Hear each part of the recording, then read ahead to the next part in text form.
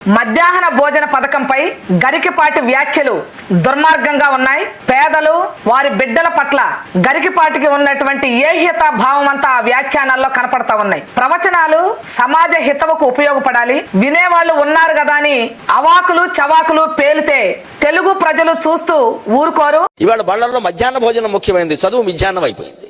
చదువు ఎవడికి అక్కర్లా. భోజనంలో గుడ్డెట్టారా, గడిది గుడ్డెట్టారా, అన్నం తినేవాడు కోడిగుడు పెట్టడం ఏంటంటే బుద్ధి ఉందా లేదా, చదువుకోమని లేకపోతే వెళ్ళిపోమని చెప్పండి. పిల్లలకి గుడ్లు ఎందుకు పెట్టాలి, గుడ్డ గాడిది గుడ్డ అని మాట్లాడారు. గుడ్ల గురించి గాడిద గుడ్ల గురించి గరికిపాటి గారికి తెలిసినంతగా పేద ప్రజలకు తెలియకపోవచ్చు. గుడ్డు ఎందుకోసం పెడతారు, మధ్యాహ్న భోజన పథకం ఎందుకోసం వచ్చిందో ఒక్కసారి గరికిపాటి గారు ఆలోచన చేయాలి. ఆ స్కీమ్ గురించి పూర్వపరాలు తెలుసుకోవాలని కూడా తెలియజేస్తా ఉన్నాం. పేద బిడ్డలకి పౌష్టికాహారం అందించడం కోసం భోజనంలో గుడ్డు పెడతా ఉన్నారు. యూనిఫామ్ ఎందుకు ఇస్తామన్నారు, పేద మధ్యతరగతి ఉన్నతి అనేటటువంటి వ్యత్యాసం లేకుండా ఉండడానికి, అందరూ సమానమని చెప్పడం కోసం ప్రభుత్వ పాఠశాలలో ఒకే రకమైనటువంటి యూనిఫాము ఆ పిల్లలందరికీ కూడా ప్రభుత్వం సప్లై చేయాలనేటటువంటిది ఉంది. ఆ మాత్రం కూడా తెలియకుండా మాట్లాడుతున్నారా గరికిపాటి గారు? అసలు పిల్లలకు భోజనం పెట్టడం ఏంటంటే వాళ్ళ భోజనాలు వాళ్ళు తెచ్చుకోలేదు మానేమానండి. పిల్లలకు భోజనం పెట్టి పుస్తకాలు ఇచ్చి యూనిఫామ్ ఇన్ని ఇస్తే వాడు చదువుతాడా? శోభనం పెళ్లి కొడుకులో మంచమే కూర్చుంటాడు. పసిబిడ్డలని శోభన పెళ్లి కొడుకుతో పోలుస్తారా?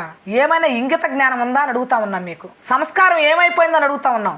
మీ ప్రవచనాలు వినడం కోసం చాలా మంది టీవీల దగ్గర పడిగాపులు పడతా ఉంటారు. ఇవేనా మీరు నేర్పేది? మీ ప్రవచనాలు సమాజానికి ఉపయోగపడాలి, చెడు మార్గంలో వెళ్ళేటటువంటి వాళ్ళని సన్మార్గంలో నడిపించేలాగా ఉండాలి. అంతే తప్ప అవమానించేటటువంటి పద్ధతిలో ఉండకూడదు. చదువుకోవాలంటే బాక్స్ వాళ్లే తెచ్చుకుంటారు. ఎందుకు పెట్టాలి మధ్యాహ్న భోజనం అని అడుగుతా ఉన్నారు. పేద ప్రజలను కాదు మీరు అడగాల్సింది. 77 ఏళ్ళు స్వాతంత్రంలో పాలకులను అడగండి ఆ మాట. ఎందుకు మధ్యాహ్న భోజనం ఇంకా పెట్టాల్సి వస్తా ఉంది, పుస్తకాలు ఇంకా ఎందుకు ఇవ్వాల్సి వస్తా ఉంది, యూనిఫామ్ ఇంకా ఎందుకు ఇవ్వాల్సి వస్తా ఉంది? ఈనాటికి 100కి 80% ఉన్నటువంటి పేదలు రక్తహీనతతోటి, పౌష్టికాహార లోపంతో శ్రమజీవులుగా ఉన్నటువంటి వాళ్ళ బిడ్డలు చదువుకోవాలనంటే విద్య, వైద్యం ప్రాథమిక హక్కుగా రాజ్యాంగంలో లిఖించబడింది. అందుకనే ప్రభుత్వ పాఠశాలల్లో ఈ రోజుకి ఉచిత విద్య నడుస్తా ఉంది. పీజీ వరకు ఉచిత విద్య కావాలని అడుగుతా ఉన్నాం. దేనికోసం? విద్య ఉంటేనే అది ఉపయోగకరంగా ఉంటుంది. నెహ్రూ గారు చెప్పారు, నేటి బాలలే రేపటి పౌరులని. గరికిపాటి గారికి ఈ విషయం తెలియంది కాదు. పౌరులే లేని దేశంగా చూడాలని అనుకుంటున్నారేమో ఒకవేళ. అందుకే ఈ రకమైనటువంటి పద్ధతిలో మాట్లాడుతూ ఉన్నారు. గుడ్డెందుకు పెట్టాలంటున్నారు. పౌష్టికాహార లోపంతో ఈ రోజు గర్భవతులు, బాలింతలు, పసిపిల్లలు, పసిబిడ్డల మరణాలు పెరుగుతా ఉన్నాయి. గర్భవతులుగా ఉండి బిడ్డల్ని ప్రసవించలేక చనిపోతున్న వాళ్ళ సంఖ్య పెరుగుతా ఉంది. ఈ పౌష్టికాహార లోపాన్ని తగ్గించడానికి, రక్తహీనతను తగ్గించడానికి ICDS పథకం వచ్చింది. బిడ్డల్ని స్కూల్ కి అలవాటు చేయటం కోసం అంగన్వాడీ స్కూల్స్ వచ్చాయి. ఆరోగ్య సంరక్షణ కోసం, వాళ్ళ అవేర్నెస్ క్రియేట్ చేయటం కోసం NHM ప్రోగ్రాం వచ్చింది. భారతదేశంలో అనేక మంది ఈ రోజుకి రక్తహీనతతో ఇబ్బంది పడుతున్నారు. ఆంధ్ర రాష్ట్రంలో అన్ని జిల్లాల్లో మహిళలు 50% పైగా రక్తహీనతతో ఇబ్బంది పడతా ఉన్నారు. ఎవరిది ఈ లోపం? ఎందుకు ఇది జరుగుతా ఉంది? దీనికి కారణం పాలకులు కాదా? చెయ్యాలనుకున్న వాడికి పని లేదు, చేస్తున్న వాడికి కనీస వేతనం లేదు, భద్రత లేదు.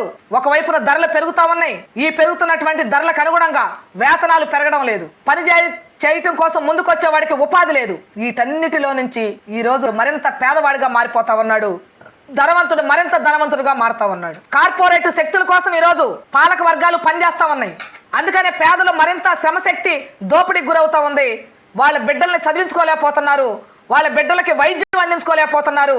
అనారోగ్యంతో కొనారిల్లుతున్నటువంటి పరిస్థితి ఉంది. ఆరోగ్యశ్రీ కార్డు ఎందుకు వచ్చిందండి? పసిబిడ్డల మీద మీ విషాన్ని చిమ్మేటటువంటి పని చేస్తా ఉన్నారు. అవి వినేటటువంటి వాళ్ళు చాలా మంది నవ్వుతున్నారు. వారందరికీ ఒకటే విజ్ఞప్తి చేస్తా ఉన్నాం. గరికిపాటి చేసినటువంటి వ్యాఖ్యలు పేదల పట్ల, కష్టజీవుల పట్ల, వారి బిడ్డల పట్ల అన్యాయంగా మాట్లాడుతూ ఉంటే మీరందరూ నవ్వుతా ఉన్నారే. ఇది ఈ దేశ పౌరులని, బాలలని అవమానించడం తప్ప రెండవటి కాదు. తక్షణమే గరికిపాటి గారు క్షమాపణలు చెప్పాలని డిమాండ్ చేస్తా ఉన్నాం. కే ధనలక్ష్మి, శ్రామిక మహిళా రాష్ట్ర కన్వీనర్.